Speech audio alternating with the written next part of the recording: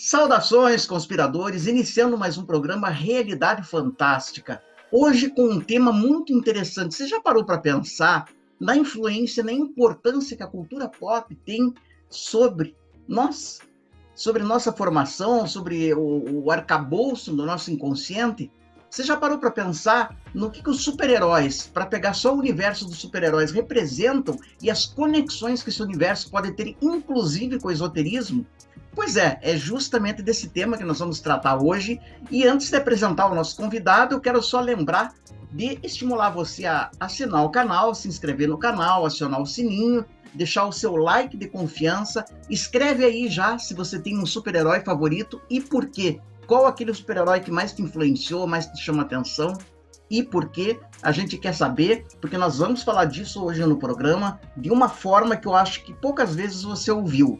Quero lembrar também que nós continuamos na campanha de auxílio ao canal Realidade Fantástica, porque é só pela generosidade de vocês que o canal pode continuar no ar. Seja adquirindo nossos produtos, você visita ali a Academia Realidade Fantástica, cujo link está na descrição desse vídeo, e você conhece todos os nossos cursos, os nossos produtos. Temos cursos, temos livro, então você tem muitas opções ali que você pode consumir e nos ajudar, ou fazendo uma doação em qualquer valor para a continuidade do canal. Nós agradecemos de coração e temos certeza que o universo saberá retornar, né? O cósmico, como dizem os Rosacruzes, saberá retornar a você pela sua generosidade.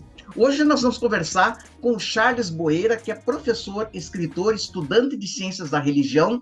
Ele é, pessoal, também o gerente de marketing da Editora Teosófica, uma das mais importantes editoras esotéricas, eu acho que do mundo, e uma das mais importantes do Brasil. É o Charles, que sempre está me mandando as novidades da editora e que eu me apresso aqui trazer para vocês. E ele é conselheiro nacional ainda da Sociedade Teosófica. E ele realiza estudos em toda essa área também da mitologia, da questão dos super-heróis. Ele vem falar para nós hoje toda essa questão da mitologia, né? Desses personagens tão interessantes e que influenciam tanto a civilização. Então, bora lá, vamos conversar com o Charles e aprender juntos. Charles Boeira, meu querido amigo, que honra receber você aqui no programa. Tudo bem com você? Tudo ótimo, a honra é minha, hein? Parabéns pelo trabalho do canal, muito importante, né? A gente tem tanto conteúdo hoje sobre espiritualidade na internet, mas também tem tanta desinformação, né? Então, o canal Realidade Fantástica aí realiza um trabalho que eu considero muito importante, de um conteúdo criterioso, né? Claro que não somos infalíveis, né? A gente trabalha de acordo com as nossas limitações, do nosso próprio discernimento, mas é um canal criterioso, né, que apresenta boas referências. Eu acho isso muito importante para todos os buscadores aí. Puxa, obrigado, Charles. Você sabe que você, né, e na qualidade da função que você tem numa das maiores editoras brasileiras, né, uma editora como a Teosófica, que tem essa missão tão bonita, para nós ter uma parceria com vocês e ter essa opinião de um dos seus representantes realmente é muito importante, né? A gente procura fazer o melhor para trazer informação qualificada às pessoas.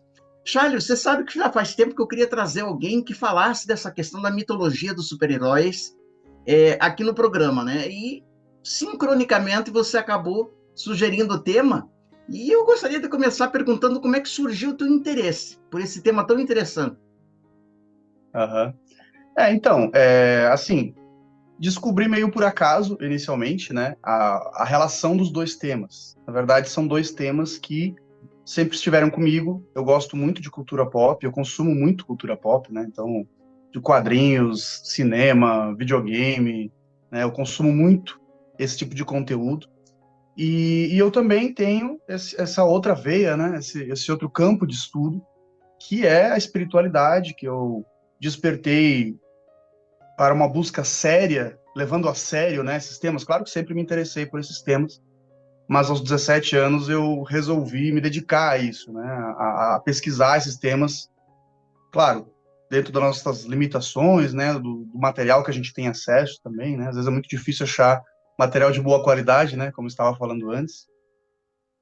E durante um bom tempo, né, durante bastante tempo, foram dois temas que eu mantive separados, assim, no meu entendimento, né, então, a espiritualidade é uma coisa E cultura pop é outra coisa, né? O mundo da fantasia, o mundo das histórias, sempre gostei muito.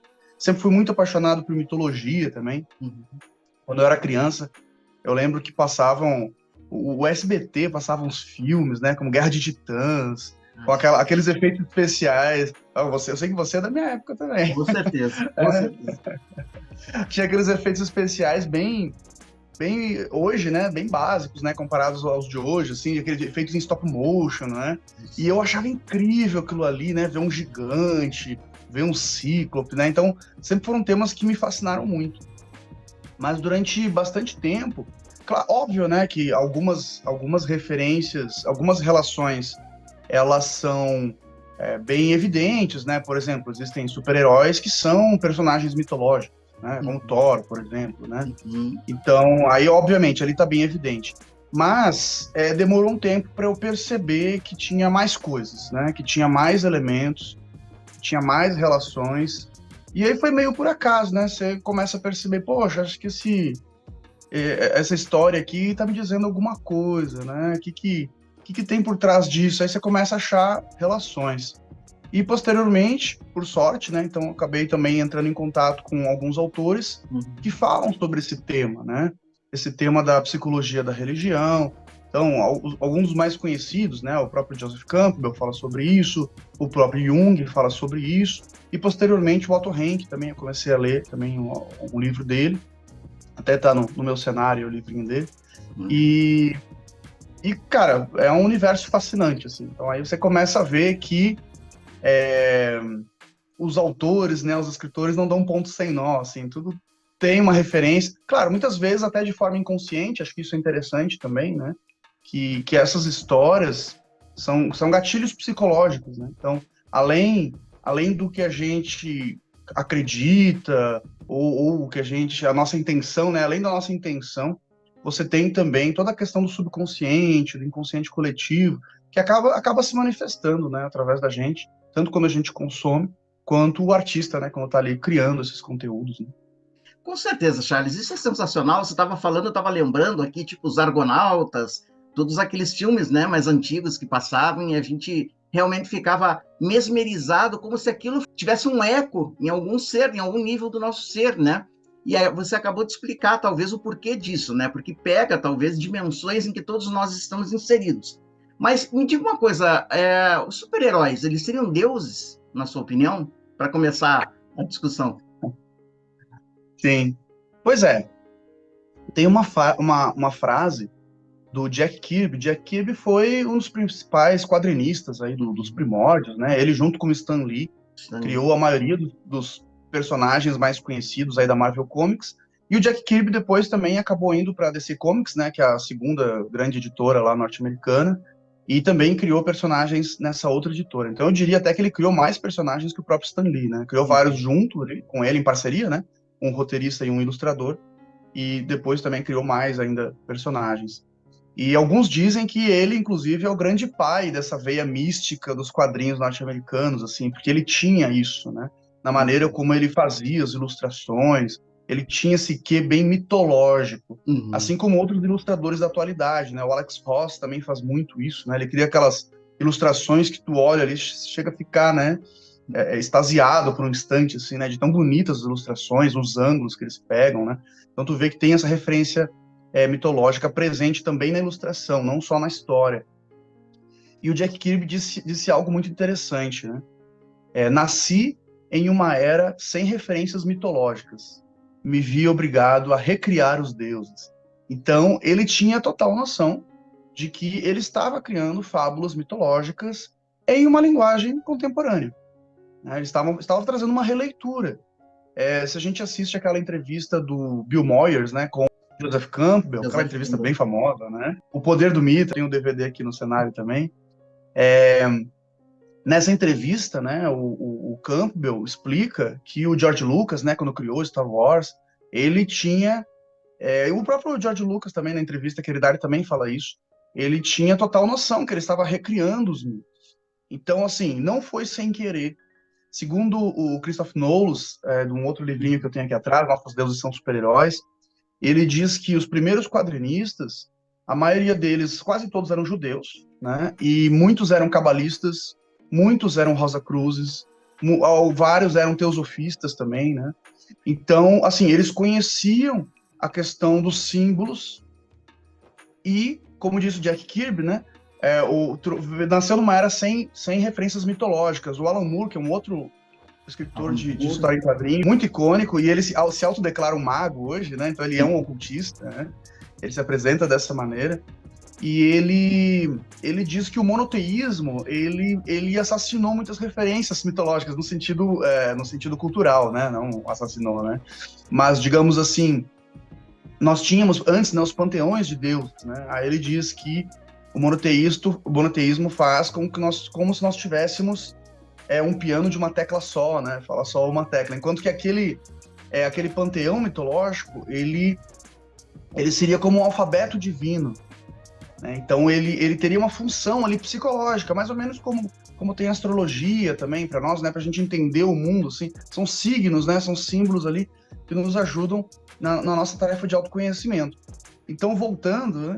O Kirby, assim como outros autores, eles têm a noção que eles trouxeram de volta símbolos que a nossa cultura tinha carência. Claro que a mitologia grega continua aí, mitologia nórdica, várias mitologias, né, africana, enfim, elas continuam aí. Mas na nossa cultura ocidental, elas estavam meio de lado, assim, né? Então não era muito que a gente tem referência. A gente consegue observar, inclusive, que o próprio catolicismo, sem querer querendo, acaba recriando, né, os próprios panteões com os santos, com os anjos, né? Então acabam trazendo novamente essas figuras intermediárias que as pessoas acabam se identificando, né? Então esses autores, ao menos os primeiros ali, né, das comics norte-americanas, eles tinham essa noção e a ideia deles é que sim, que os personagens são uma releitura, né? E se a gente faz algumas analogias aí começa a ficar bem evidente.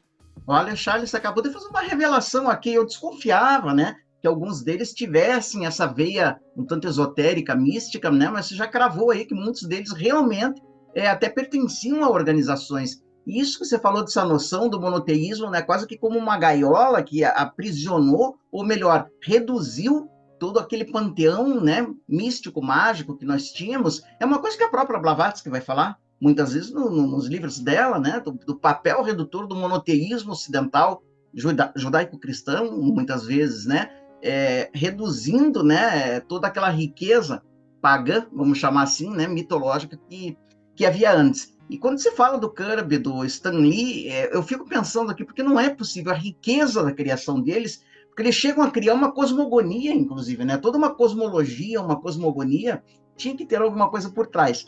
Mas me diga uma coisa, você acha que... Você já respondeu essa pergunta, né? Se eles inseriram isso intencionalmente. Talvez, muito provavelmente, sim. Mas você acha que entra aí elementos de questões como a egrégora, enfim? Com certeza. A Blavatsky diz, já que você citou, né, Helena Blavatsky, que é a fundadora, né, do movimento teosófico moderno, cofundadora da Sociedade Teosófica, da qual eu faço parte, ela dizia, né, que nos livros dela era possível que o leitor encontrasse informações que mesmo ela não tinha consciência no momento que ela escreveu, né? Ou seja, o nosso subconsciente está agindo, a nossa parte intuitiva, né? Ou o nosso eu superior, né? Como alguns gostam de chamar. Então, além da parte intencional, e eu acredito que muitos roteiristas, às vezes, não têm essa parte intencional, né? Não têm consciência ali do que está trabalhando, mas como está inserido naquele universo ali, né? O nosso subconsciente acaba fazendo a sua parte, né? O Campbell diz que as fábulas, onde nascem as fábulas, né? Elas têm a mesma origem dos nossos sonhos. Então, é esse mundo onírico que todos nós temos contato, né? Ao menos quando a gente dorme ali, a gente tem contato. E no estado de vigília, a gente também tem contato. De maneira mais sutil, né? Mas tá ali, ele tá dialogando conosco o tempo todo, né? Então, muitos autores têm, sim, essa intenção, outros talvez não tenham, mas mesmo assim, eles acabam, sem querer querendo, né, eles acabam, às vezes, passando mensagens muito maiores do que eles tinham, né, a consciência ali no momento da escrita. Eu vi esses dias uma fala de um acadêmico, né, que estava analisando um filme E ele trouxe uma análise riquíssima, né, sobre o filme. E disse que o diretor estava presente e estava dando umas risadinhas, assim, né? Aí ele, quando o diretor foi falar, ele disse: "Ah, desculpa, mas eu não tinha intenção nenhuma de falar disso. Não tem nada disso no meu filme", né? Ele disse pro cara assim: "Ó, não tem nada disso no meu filme". E aí o professor que estava fazendo a análise respondeu: "Ah, então me desculpa, eu assisti um filme muito melhor do que o que você produziu". Ah, que legal, né? Sensacional. Você sabe que isso me lembra o célebre escritor de Branca Gibran, que ele falava que alguns críticos achavam nas pinturas, porque ele também pintava e desenhava dele, coisas que ele mesmo não sabia, que ele se surpreendia, mas eu creio que tem um pouco disso que você falou, né? E como é que essas referências mitológicas influenciam, na sua opinião, né, mais especificamente a nossa cultura e a nossa psique, né? Por que caminhos, por que canais, né? Por que mecanismos, né? Essa influência toda acaba se afirmando. Sim. Pois é, quando a gente fala, né, ao menos a imagem que eu tinha uns anos atrás sobre o nosso subconsciente era como se fosse algo automático e independente da minha vontade, né? O subconsciente está lá, eu não tenho muito o que fazer, né, a respeito disso. Ele age por vias desconhecidas e eu não tenho como controlar. Hoje eu tenho uma visão um pouquinho diferente de que, obviamente, que ele está agindo por meios ocultos da minha mente de vigília, né? Uhum. Porém, eu tenho como alimentar ele, né? Porque o que que vai alimentar o meu subconsciente, né? Que referências que ele vai utilizar, que informações que ele vai utilizar, são todas as informações que eu entro em contato durante o meu dia a dia, né? Obviamente, aí entra também a questão da nossa infância, por isso que é importante, né? As crianças, a gente dá boas referências para elas, né? Referências inspiradoras, né? Então, eu vou alimentando esse subconsciente. E quando a gente lê, né, uma história de super-heróis ou assiste no cinema, né, a gente está, de certa maneira, claro, obviamente que tem histórias melhores, histórias, né, tem roteiristas muito bons, tem roteiristas que não são tão bons assim, tem umas onde as referências mitológicas estão mais evidentes, tem outras que talvez serão mais superficiais, com certeza, né? Não estou dizendo que todas as histórias de super-heróis são lindas, maravilhosas, inspiradoras, né? Às vezes tem histórias que são bobas mesmo, o roteirista ali não estava muito inspirado, né? Não estava muito dedicado ali na produção. Mas, de maneira geral, como esses símbolos estão ali presentes, né? A gente poderia citar, né, alguns super-heróis, né? O primeiro super-herói, o Superman, né? Superman, por exemplo, o próprio termo, né, Superman, lembra muito o princípio do Nietzsche, né? Do além-homem. A Blavatsky falava da questão daquela os Vril, né, que era aquela referência àquela raça superior que a gente encontra na literatura, né? Blavatsky falava que isso, inclusive, lembrava muito o conceito dos Mahatmas, né, que eram os mestres dela ali, que ela encontrou, que ela teve contato ali na região do Tibete, do Himalaia, né? E o próprio conceito, né, do super-homem, ele tem uma referência direta a isso, né? Uma referência direta à filosofia, e acaba nos dando, né, esse efeito psicológico, né? Alguns filmes trazem, inclusive, essa referência muito forte, mostrando ele como um salvador, né? Ele é um Jesus ali, Isso. contemporâneo, né? E se a gente for pensar, Jamil, nós que gostamos, né, desses temas de ocultismo, o Superman é clarividente, você já percebeu isso? Ele enxerga através das paredes, ele enxerga dentro do corpo da Verdade, pessoa, é verdade. né? Se a pessoa tá com um problema no coração ali, ele enxerga, né? Então, ele tem uma clarividência, ele tem super audição, ele tem os sentidos super aguçados, né? Então, já daria ideia de um ser humano realizado, né? Ele é um super homem, ele não é só um homem, ele é um super homem. Então, é só para citar um exemplo, né? Mas, então, essa questão da clarividência, né? Então, para muitos, né, quando leram ali sobre clarividência, talvez quando leram na época lá do Leadbeater, talvez não conseguiram entender, não conseguiram visualizar direito o que o Leadbeater estava falando. Mas nós que temos, né, a oportunidade de, na cultura pop, fantasiar essas coisas, né, entrar naquele mundo de faz de conta, da fantasia, e talvez seja mais fácil para a gente visualizar e assimilar até esses conceitos, né? Nossa, Charles, sensacional. Tava passando um filme aqui, você falando, e a gente vai revivendo, e é interessante, é isso mesmo, né? Puxando, já que você falou no Superman, realmente fazendo essa ligação, né? Ele é um ser cristificado, é o Cristo. dos quadrinhos, até pelas qualidades de bondade, né? Daquela questão de evitar, inclusive mesmo seus inimigos, né? Ele evitar machucar e etc. Como é que você vê essa relação dele? Pelo menos alguns dizem, né? Estudam muito essa relação dele com o Batman, que é o antípoda dele, né? Na verdade, o Batman é um ser humano, né? Ele é sombrio, né? Batman seria lunar, Superman solar, né? Batman já seria uma coisa mais soturna, mais, enfim. Como é que você faz essa? Será que foi por acaso isso ou foi pensado, né? Esses dois yin yang aí dos quadrinhos que se complementam, se antagonizam, porque eles já brigaram um monte de vezes, né? Mas se complementam também. Com certeza, com certeza. Na verdade, o Batman, quando ele foi criado, né, a intenção era justamente que ele fizesse um contraponto, né? Então a ideia é que realmente a gente já tem isso aqui, né? Já tem isso aqui, como é que a gente vai fazer aqui algo bem diferente, né? Algo bem diferente. E com o passar do tempo, claro, muito do que a gente vê também dos super-heróis, às vezes não surge na primeira criação, né? Vai se desenvolvendo ao longo do tempo. Então, essa relação deles aí como opostos, ela vai se desenvolvendo também, os roteiristas vão se aproveitando disso, né? Eles percebem esses elementos aí e vão dando uma ênfase. Eu já vi histórias, eu já li histórias, né? Onde o Superman diz pro Batman assim, né? Eu te admiro porque você chegou no máximo que seria possível chegar sendo só um homem, né? Então, por quê? Porque ele tem a inteligência, ele é o homem, né, mais inteligente ali daquele universo de fantasia, né, claro. Arte marcial, domina arte marcial, ele é um acrobata, né, ele é um atleta, ele tem tecnologia, usa tecnologia, né, no máximo que dá ali, a tecnologia mais moderna do planeta ele tá usando, né? Então, assim, ele é o máximo que dá para ir sem transcender, né? Porque o Batman ele não transcende. Ele é mortal, né? Ele se machuca. Talvez por isso até o Batman ele é mais popular que o Superman, assim, né? Verdade. Eu ia te perguntar isso, por que para muitos ele fascina mais, né, do que o Homem-Deus, né? Que Superman é praticamente um deus.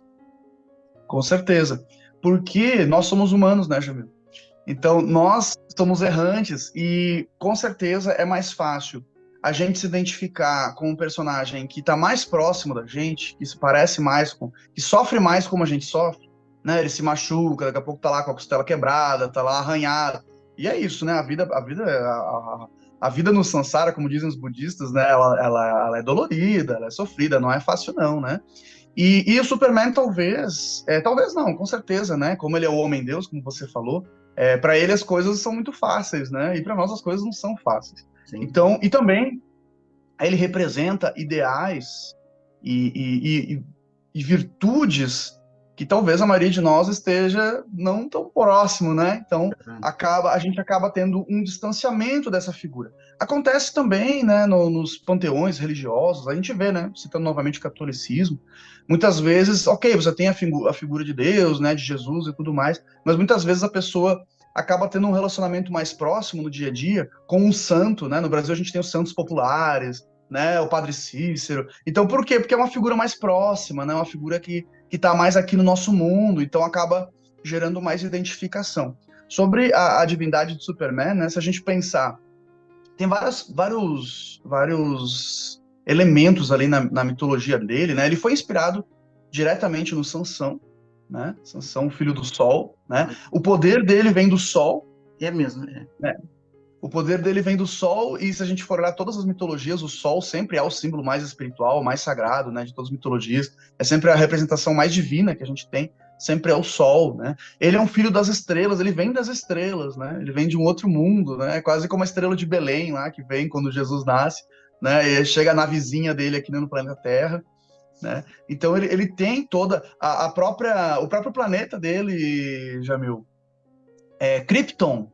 Krypton vem de cripto, né, de secreto, né? Ele vem do mundo secreto, ele vem do mundo mistério, do mundo misterioso, né? O próprio nome dele kryptoniano, Kal-El, Deus, né? Então ele é como os anjos, né? Os anjos, você tinha lá Rafael, né, Uriel, e você tem o Kal-El, então é como se ele fosse, né, um arcanjo, Alguém que literalmente, né? Caiu das estrelas, né? Veio do céu e acaba habitando. Ele está no nosso mundo, mas ele não é do nosso mundo, né? E ele se disfarça. O legal é que o disfarce dele é de se disfarçar de humano, né? Isso. E quando ele se disfarça de humano, quando ele é o Clark Kent, como que é a personalidade do Clark Kent, né? Clark Kent é fraco, é atrapalhado, é tímido, não consegue falar com a Lois Lane ali, né? Medroso, né? Então, quando ele tá disfarçado, ele representa todas as nossas fraquezas, né? Todas as nossas inibições. E quando ele sai ali da casca, assim como a nossa alma, né? Nossa alma tá vivendo aqui nesse mundo material e a gente tem todas essas fraquezas aqui inerentes da natureza humana, da natureza terrena. Mas talvez lá no fundo a gente tenha ali algo a mais, né? Uma essência, uma fagulha a mais que não é desse mundo e que tem todas essas virtudes, né, desenvolvidas. Talvez a gente só tenha que aprender a fazer esse contato entre os dois entes. Incrível, Charles, como é rico isso, né? Com você explicando, a gente vai vendo a riqueza, né, as implicações de tudo isso. Esses dias eu estava falando com um amigo astrólogo, ele estava me chamando a atenção para essa questão do Superman, ele tem um triângulo invertido no peito, né? Símbolo da descida da energia cósmica, não deve ser por acaso, ou pelo menos inconscientemente eles captaram alguma coisa, né? Ah, com certeza. Não deve ser por acaso, não. O pessoal dos primórdios lá, eles conheciam. Acho que talvez até mais do que a gente aí. Todos esses simbolismos, né? Se você for ver, por exemplo, acho que é Gene Roddenberry, que criou a Jornada nas Estrelas, né? Eu só fui saber há pouco tempo que ele era afiliado da Ordem Rosacruz-Amorque, e inclusive eu vou aproveitar essa referência, esse caráter previsional de muitos autores, principalmente dos quadrinhos, porque muitas dessas histórias previram, inclusive, tecnologias que hoje a gente está usando, né? Você não acha incrível isso? Ah, com certeza. Mas é aquela história, né? A vida imita a arte, né? Então, o artista, eu acredito nisso, né? Como a gente estuda na teosofia, né? Então a gente teria, a nossa mente teria dois aspectos, segundo Blavatsky, né? Nós teríamos um aspecto mais concreto, mais objetivo, e um aspecto mais abstrato, que seria superior. E o caminho para a comunicação, digamos, com nossos aspectos superiores, né? Com a nossa intuição, como diz na teosofia, né? Então, Budi, né? Que seria a nossa intuição, ou muitas tradições indianas chamam de inteligência, mas seria uma inteligência espiritual, né? Não uma inteligência banal, que seria o que a gente tem de mais próximo, né? De contato com o Atma, que seria o ser, né? O ser propriamente dito. Ele se comunica justamente pelo nosso mental abstrato. Então, quando a gente abstrai, quando o artista, né? Eu digo que o artista, no seu momento de inspiração, talvez ele seja o ser humano verdadeiramente livre, né? Porque ele está deixando a mente abstrata agir sem muita preocupação, porque quando a gente está na religião, na filosofia, a gente ainda tem a preocupação de explicar, né? A gente tenta explicar, assim, tenta achar algum sentido e uma explicação. Então a mente concreta, objetiva, ainda está agindo. Mas o artista, quando ele está criando ali no seu momento de abstração pura, ele deixa fluir, né? Deixa acontecer. Então eu acredito realmente que muita inspiração, né? Muita intuição, aí muitas respostas, elas vêm aí no automático, algumas de maneira consciente, mas acredito que boa parte aí, talvez eles não tenham noção, mas elas se manifestam. E claro, quanto mais a gente se prepara para isso, né? Quando a gente está falando desses autores aí que tinham conhecimento, tinham uma prática espiritual, certamente deve fluir ainda melhor, né? Com certeza. Charles, eu estava lembrando também de um elemento muito presente não digo em quase todas, muitas das histórias dos super-heróis, né, que é a jornada do herói, né, o chamado aventura, né. Por exemplo, Star Wars tá escancarado, né, tá lá o Luke Skywalker em Tatooine, ele não é ninguém, mas ele sonha em viagens espaciais, daí tem o chamado da aventura, daí aparece o mentor, daí aparece o desafio, daí depois ele volta, né, transformado, é mais ou menos por aí, né. Ah, com certeza. Campbell foi um divisor de águas, né? Então, assim, o legado, né, do Joseph Campbell é enorme para nossa cultura, para as artes, né? E o pessoal acabou utilizando muito do que ele trouxe, né? Em tudo, né? Se usa a jornada do herói é aplicada, né, no marketing, na publicidade, né, no cinema, nas histórias em quadrinhos, né? O que foge um pouco dessa fórmula, porque também o Campbell, aí tem eu já vi pessoal falando, né? Ah, o Campbell estudou todas as mitologias. Calma, também não é por aí, porque todas as mitologias seria impossível. A não ser É que ele verdade. tivesse vivido 5.000 anos, né? E olhe lá, ainda não sei se seria possível. Mas ele estudou várias mitologias. A maioria das mitologias que ele estudou eram europeias, né?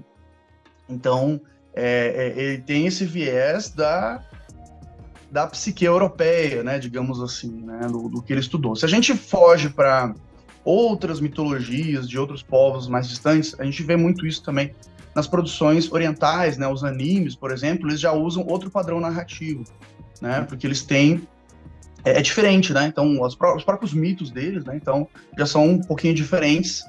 Acho também que o modo de pensar oriental ele é diferente, né? Do ocidental. Então, mas enfim, mas são gatilhos, né? São gatilhos que, principalmente para nós ocidentais, eles funcionam demais e o pessoal usa exaustivamente. Claro, o George Lucas ele era protegido do campo dele. Então, por isso que em Star Wars ele aplicou com maestria, né? Eles eram próximos, né? Se conheceram, né? Um foi aprendiz do outro.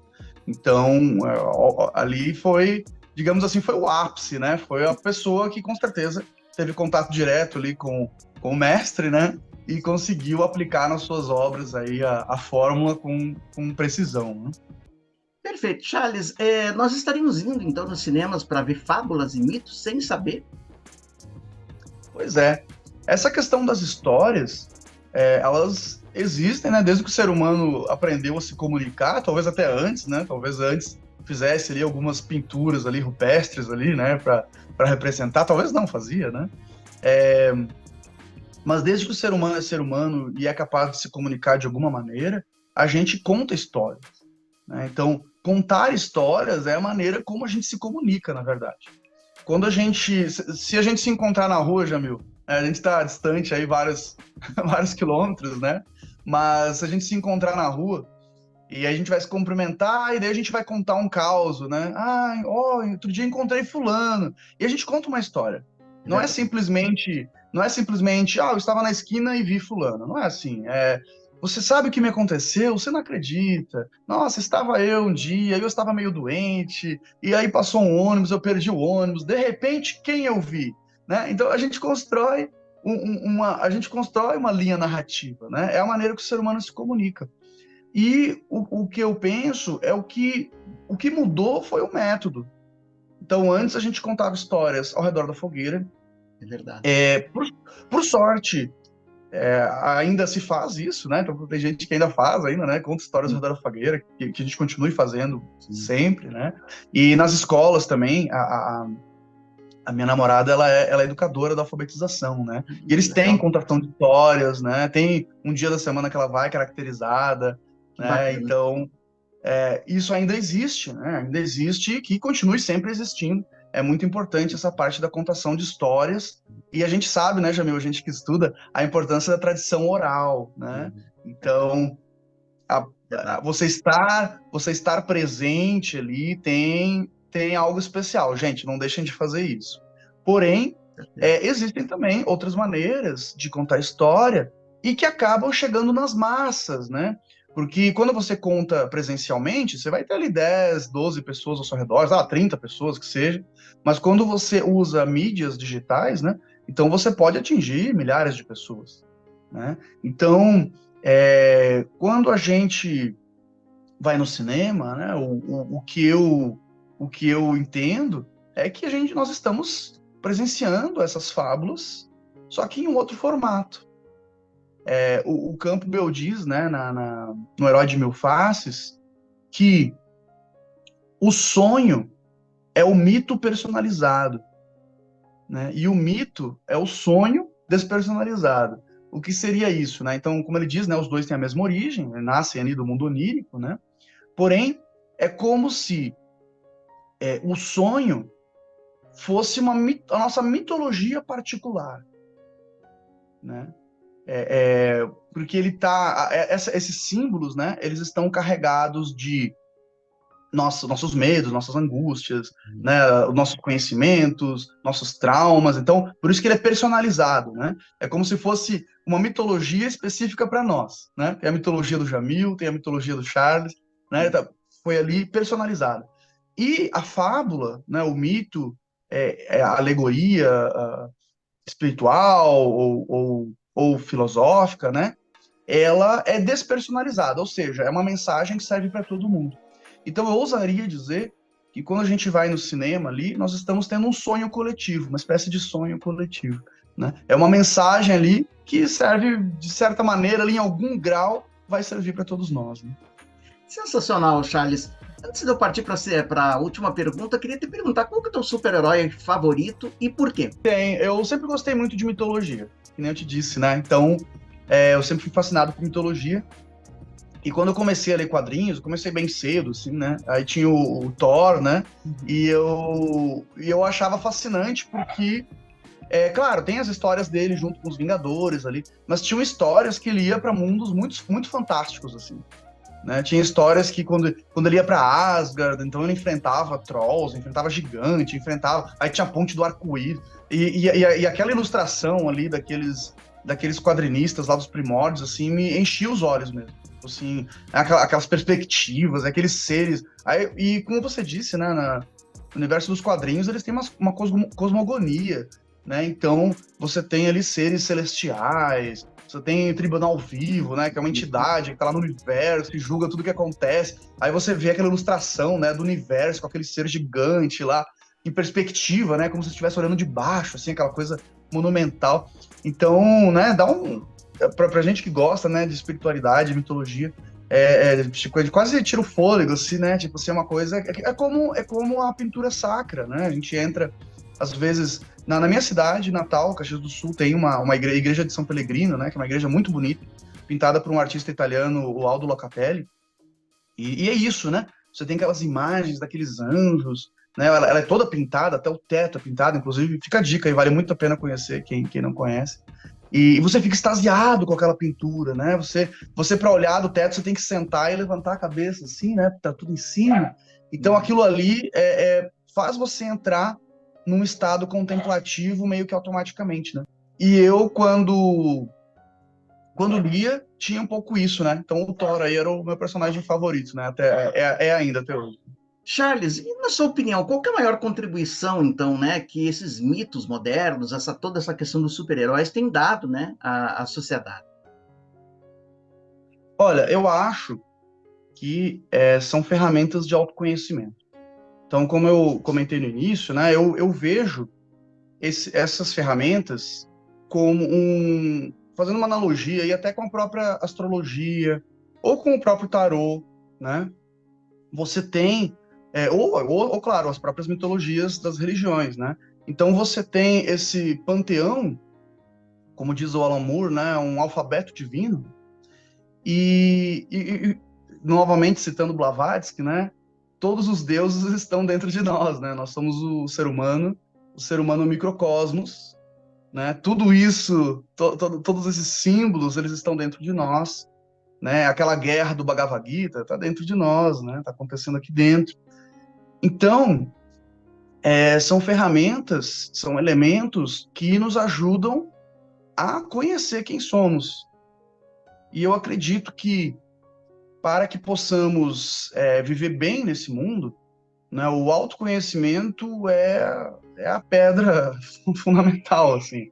É o que a gente tem que correr atrás primeiro, né? Porque de nada adianta a gente conhecer tecnologia, técnicas, saber como resolver os problemas externos, se internamente a gente está bagunçado, né? Eu costumo dizer que qual que é o grande problema do mundo, né? Quais são os problemas do mundo? Será que os problemas do mundo são causados pelas árvores, pelos animais, né? Pela natureza? A natureza está aí maravilhosa, né? Nos fornecendo tudo que a gente precisa, né? Os grandes conflitos do ser humano são causados pela mente humana, pelo coração humano, né? Então, assim, e esses conflitos, eles são primeiramente internos, né? Ah, mas a gente tem guerras e tudo. Não, mas ok. Mas se a gente não tiver resolvido internamente, a gente vai continuar fazendo essas coisas, né? Então a gente precisa organizar a casa, que depois a gente vai organizar externamente também. Claro que, obviamente, que se a gente presencia um ato de violência, óbvio que a gente deve agir e cessar aquele ato. Mas eu como uma mente de educador, né? Eu sou professor também. Uhum. E eu acredito muito nisso, eu acredito muito na educação, né? Então eu acredito que a gente tem que fazer o trabalho interno, porque senão não tem esperança na parte externa, né? Enquanto o ser humano estiver bagunçado, a gente pode tirar todos os motivos, Jamil. A gente pode tirar todos os motivos que a gente teria para guerrear. Mas enquanto a gente estiver bagunçado aqui dentro, a gente vai encontrar outros motivos, né? Então, não tem outro caminho. O caminho é o caminho do autoconhecimento, e essas fábulas, essas histórias, nos ajudam. A gente, com certeza todo mundo já viu um filme que saiu tocado, já leu uma história que saiu tocado, e que tinha alguma coisinha lá que a pessoa se identificou, né? Poxa, isso aqui parece que estava falando para mim. E em um certo nível, estava. Com certeza. Olha, Charles, você é uma simpatia, você é uma pessoa de luz. Quero agradecer muito a tua participação aqui no Realidade Fantástica. Já fica o convite para você voltar, porque eu sei que você tem outras linhas de estudo que também me interessam. Quero que você venha compartilhar um pouquinho do teu conhecimento, né, da tua investigação, da tua pesquisa, por que não dizer da tua sabedoria também. Para nós realmente foi uma honra muito grande. Eu estou colocando teus dados aí. Olha, pessoal, para quem quiser contactar o Charles, trocar uma ideia, de repente convidar para um curso ou para uma palestra, aparecendo aí, assim como está aparecendo também o contato o site da Editora Teosófica, da qual o querido Charles é o gerente de marketing. É o Charles que sempre me manda em primeira mão os livros, né? Então a gente agradece pela generosidade, Charles, né? Por todo esse trabalho lindo que você tem feito, né? Blavatsky com certeza agradece, estaria feliz aí vendo tudo o que você tem feito, né? Principalmente pelo esoterismo do Brasil. E deixa aí a câmera, vamos chamar assim, para suas palavras finais, para o seu conselho, para a sua exortação, para todo esse povo aí que está nos assistindo e que talvez até tivesse um certo preconceito aí com cultura pop. O que se diria para esse pessoal? Bom, eu trabalho muito com jovens, né? Eu dou aula para alunos do ensino médio, dou aula em cursos técnicos, mas para alunos do ensino médio. E o que eu percebo, né? Às vezes os pais, né? Às vezes tem receio, televisão demais. Óbvio que tudo tem que ter um equilíbrio, né? A criança tem que brincar, tem que correr na rua, tem que fazer atividade física, tem que praticar esporte, obviamente. Mas essa questão, muitas vezes, né, os pais têm medo, e até por desconhecimento, né, mas isso é muito violento, né, ou a criança assistindo um anime na televisão lá, mas é muita violência. A gente tem que pensar que se a gente for ler o Apocalipse, também é bem violento. Se a gente for ler o Bhagavad Gita, é uma guerra, né? Então, na verdade, essas fábulas, essas alegorias, né, elas falam justamente dos nossos conflitos internos. E o que eu observo dos jovens, que é muito importante consumir cultura, né? Consumir cultura é muito importante, ter acesso é muito importante, né? Muitas vezes eu atuo também com jovens que são mais carentes, né, de recursos mesmo, né? Apesar de eu viver na capital da nação aqui, mas a capital da nação é um reflexo da nossa nação, né? Que ela tem uma desigualdade social muito grande. Então, é o maior renda per capita do país, mas ao mesmo tempo você tem aí regiões onde o pessoal é muito, muito carente, né?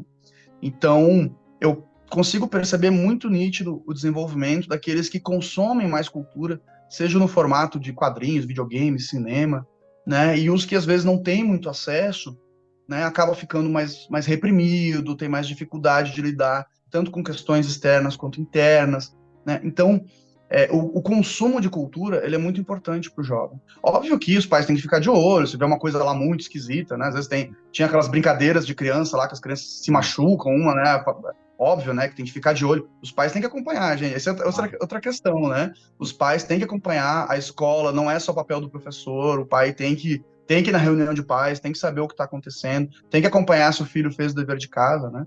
Educar os jovens aí é papel de todos nós, né?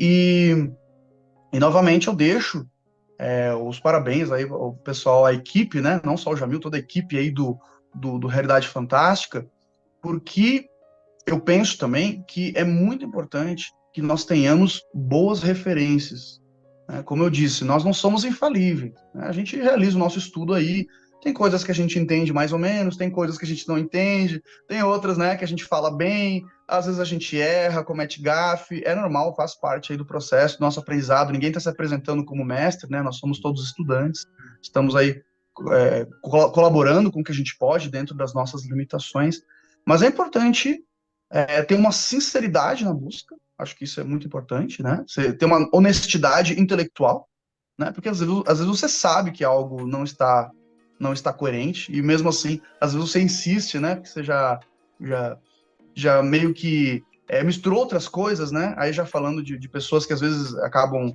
levando mais para o lado profissional, essa questão da espiritualidade, né? Ah, ganha dinheiro com isso e tal, aí já foi num caminho torto, mas não tem mais como voltar, porque agora aquilo ali é só ganhar pão. A gente sabe que acontece isso também, né? O cara engatou ali, daqui a pouco criou um canal no YouTube, né? Tem muitos seguidores, ficou falando bobagem por vários anos, aí vai seguir falando bobagem, né? E, enfim, e muita gente que acaba acreditando. E às vezes a desinformação, ela faz a gente perder o que a gente tem de mais valioso, Júnior, que é o nosso tempo. Só o que a gente tem disponível aqui é um pouquinho de tempo. É só isso. Né? Então, quando a gente desinforma as pessoas ficam andando em círculos, né? Elas não saem do lugar e, pior ainda, muitas vezes acabam ainda se prejudicando e prejudicando os outros. Né? Então, gerando mau karma, né? A gente que acredita, né, na lei do karma. Então, é muito importante, novamente, que a gente tenha boas referências, né? E é isso também que inspira meu trabalho na Editora Teosófica, que é isso, trazer bons autores, boas referências. E, claro, aí a busca de cada um vai depender da pessoa, né? Mas a gente faz o nosso trabalho, que é apontar um caminho mais ou menos seguro para que a pessoa consiga fazer o seu progresso aí na direção das coisas boas. Gratidão, Perfeito, Charles. Obrigado, querido. A vocês todos que nos acompanharam, escreve aí. A gente quer saber qual que é o teu super-herói favorito e por quê. Lembrando sempre que o mistério está entre nós. Até o nosso próximo encontro.